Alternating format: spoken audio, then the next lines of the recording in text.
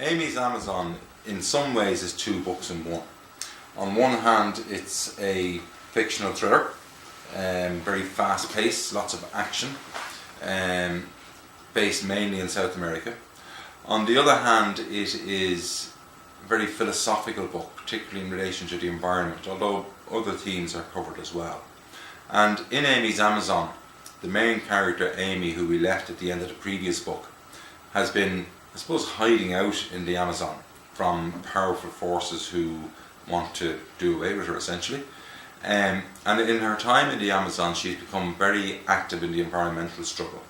She has a relationship with the environment and an understanding of the environment that most of us probably don't have in terms of the strength of the connection that she has with it.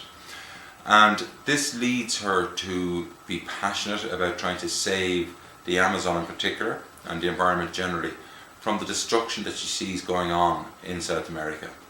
So she wages an environmental activist struggle, fighting to save the forest essentially, and along the way makes some very powerful enemies. In particular, a energy corporation initially tries to frustrate her efforts, and over the course of the book eventually decide to kill her. And they join forces with some very powerful and some would say evil people who are also chasing her. So the action fiction part of the book follows her through this struggle. She has a band of comrades, they're fighting to save the environment, people are trying to stop them, and the novel moves towards a climax, and we're wondering all the time, will she succeed? Will she be killed? What's going to happen? At the same time, there are a number of philosophical themes woven through the novel. One very much is about the environment itself. It's about our relationship with the environment. It's about the nature of the environment. Is the world around us a passive,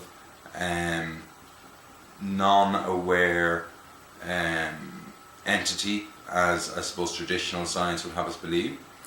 Or is it something more? Is there a consciousness and awareness to the environment? Can the environment be self-aware?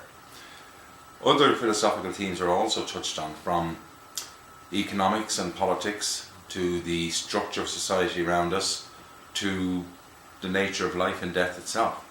And hopefully through reading Amy's Amazon, people will get a flavour for these themes, and people will be able to think about these things and make decisions for themselves about how they want to interact with the environment, about how they would like to see society structured, and maybe make changes in their own lives. And through that, if we think it will be a good thing, make changes to society in general.